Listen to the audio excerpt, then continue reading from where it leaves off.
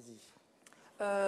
Oui, bah, de toute façon, quand on veut dire que les choses sont aussi évidentes que ça, il faut proposer aussi, parce qu'aujourd'hui, tout le monde dit que c'est des choses évidentes et faciles à faire, mais dans la conjoncture actuelle, dans les conditions actuelles, dans une situation de crise mondiale, doublée d'une révolution nationale et d'instabilité, je pense que quand même nous sommes encore en transition, quand bien même on voudrait faire croire le contraire, nous restons en période transitoire, et une période transitoire n'est jamais complètement stable, n'est jamais complètement achevée, et on peut pas, elle est très difficile à gérer, et on ne peut pas facilement dire que les choses comme ça, d'un coup de baguette magique, vont changer. C'est le terme qui revient. Non, mais c'est pas une question de baguette magique, c'est trop facile de répéter.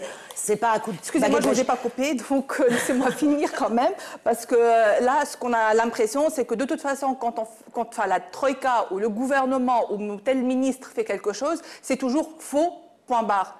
Si c'est faux, faites une proposition. Le problème, c'est qu'aujourd'hui, on n'entend que des critiques, on n'entend pas vraiment quelque chose de constructif, parce qu'on est bien d'accord pour une banque de développement, on l'a même proposé à un moment donné, mais on a vu que ce n'était pas aujourd'hui la meilleure des solutions, parce que comme à un certain moment, il y a quelques décennies, on avait dit pour promouvoir l'agriculture, on va créer la BNA, aujourd'hui, on voit que la BNA n'est pas aussi efficiente qu'elle aurait dû l'être. Et aujourd'hui, ce dont on a peur, c'est que justement, la création d'une banque régionale ne démolisse en partie une grande partie de l'activité de certaines banques déjà établies. Donc, cette banque, elle va être quoi? Elle va être une banque nationale. Aujourd'hui, est-ce qu'on a les moyens aussi d'investir dans une banque au moment où nous avons besoin d'investir dans des secteurs plus porteurs et plus ouverts à l'embauche.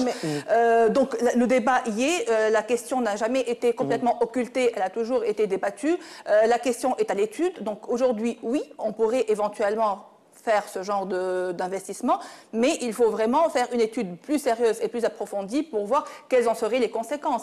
Et on ne peut pas le faire comme ça du jour au lendemain de la Révolution. Il faut un petit moment d'ajustement pour y arriver. Est-ce que vous pensez que c'est l'insécurité qui fait qu'on doit retarder ces choses jusqu'à temps que le pays soit stable? Non, ce n'est pas une question de sécurité à proprement dit, mais de stabilité. Parce qu'aujourd'hui, quand on le voit... pays n'est pas stable. N'est pas stable dans la mesure où, aujourd'hui, on voit qu'au moindre événement, il y a des échauffourées, il y a parfois des bagarres de rue, on va dire, politisées, spontanées, et ça, c'est la grande question, parce que, a priori, certains essaient de dire que c'est... Voilà, nous ne savons pas grand-chose. Et le pire dans toute cette histoire, c'est que nous ne savons pas exactement qui est derrière. Parce que parfois, on a l'impression que certains groupements ou certains partis sont un peu entraînés dans des événements, je dirais, entre guillemets, bêtement, manipulés, et on ne sait pas qui est en train de tirer réellement les ficelles. Et donc aujourd'hui, pour arriver à cette stabilité, il faut un peu de temps, il faut un peu de, on va dire, de doigté, et ça prend un petit peu de temps. Moi, je trouve que c'est trop...